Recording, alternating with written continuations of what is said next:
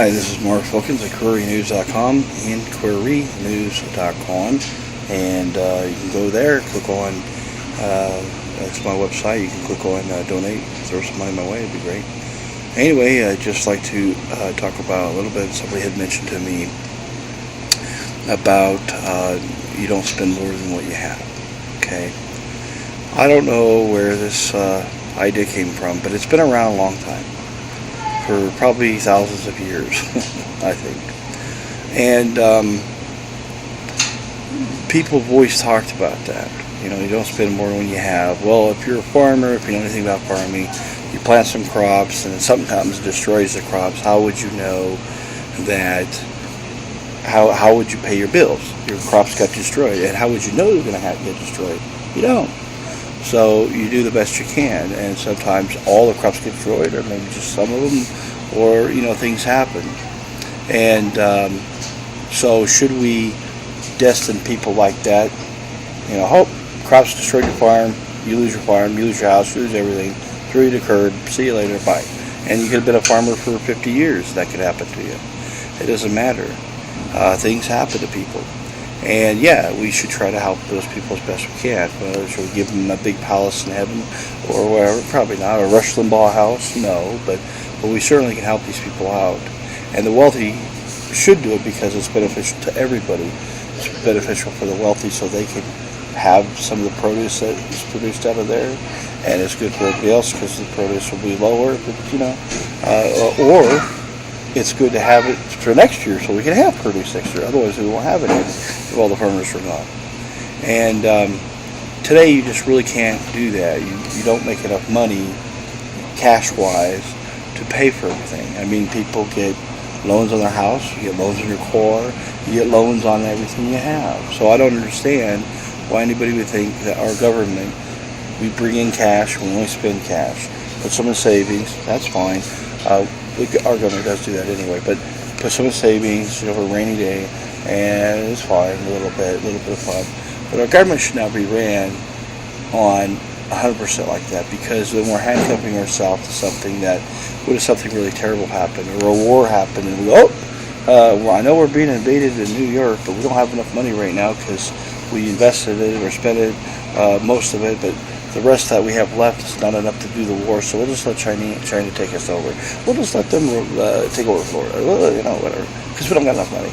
It's just the most dumbest principle I've ever heard in my entire life. So a lot of people will say that, and that's a big thing that Republicans will say all the time, but it's not Republicans saying that. Those are conservative people saying that. Conservative who are actually not Republicans, even though they say they are, that are what I said, libertarians, and they want to destroy the Republican Party, like I've been saying for a million times now. And they want you to say that. They want you to tell the government to live on its means only and don't tax anymore. And the government always, taxes go up and they go down. They change taxes. Things are invented and they put taxes on it. They never. One time we had no airplanes. We didn't have airplanes at one time. So now we invented an airplane, so we don't tax it because we never had it before. That's silly. So we tax the airplanes, we tax the sales of them, boats, whatever, everything. That's how our government survives, is on taxes. So get over it. Our government has to function. I'll give you a good story that's real good that I want to share with you. It's in Sacramento, California. The DMV up there had enough people to handle the people that were living there when I was living there many, many years ago. And then all these people started moving there. And I mean, it was like 100,000 a month or so. It was crazy. A lot of people moving there. Excuse me. And so what happened is that the Republicans didn't want to spend any more money or hire more DMV people because that's an expansion of government. Oh no, we're expanding government. We put more people there to handle the needs of more people that are moving there. Hello? That's the most silliest thing I've ever heard in my life. Oh. Even to this day, I just cringe when I think about it. So what happened is the DMV ended up having like 20 chairs, 50 chairs. Then they had 500 chairs. I think even one DMV I heard had 1,000 chairs. So 1,000 people will be waiting to be helped at DMV to sit there, And I know I sat there 24 hours. I sat there all day one day. Had to come back the next day. I ended up not making any money at work. That cost me $100 to sit there because I wasn't at work. Parker wasn't going to pay me to be a DMV, and so I ended up having to sit there on a day, and it really made me mad, and that is wrong.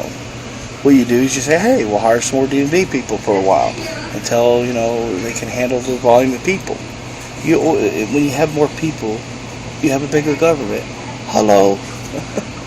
So, with Sean Hannity and Rush Limbaugh, what they would have done is they would have cut the amount of people working there. And by the way, that did happen. When they cut the amount of people, even though they had 500 chairs, they cut the amount of people working there, some retired, whatever. Out of sudden, they had a line all the way out the street. It was unbelievable. I mean, literally out the street, right out to the road. It was nuts. And because they didn't want to expand government. And so, you got to be reasonable here. If more people are moving there, you need more DMV people, you hire more DMV people. The federal government, if it needs more people to do something, more military people because there's a war or something, you hire more people. That's what you do.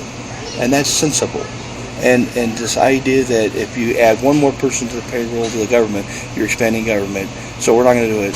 And screw everybody else. So we'll have poison meat, poison food, poison water, everything because we don't hire enough inspectors.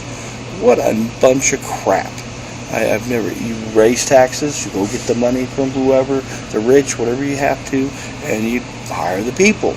And you do what you got to do.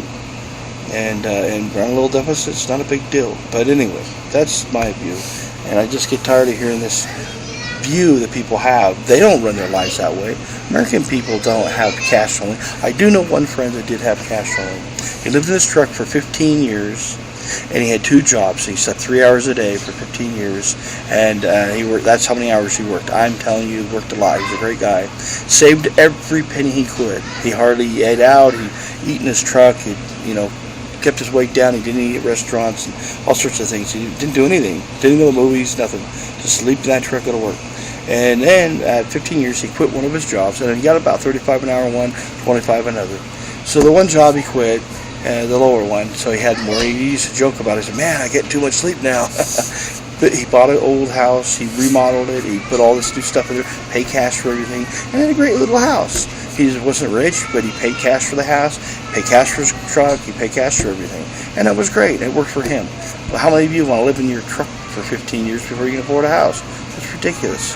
And so what we do, we get mortgages, we get loans. That's spending more than you have, isn't it? Isn't that what our government's doing right now? Spending more than we have? We get loans? Hello? Anyway, so I get so irate and mad when people tell me that, we have to live within our means. But the funny thing is, they don't live with their means right now. They get loans from banks. They get loans for their truck or car or their business or whatever. That's not living with your means. Anyway, just thought I'd vent that out. And have a great day. Thanks for listening. This is Mark Clifton signing off from KoreaNews.com. Thank you. Bye.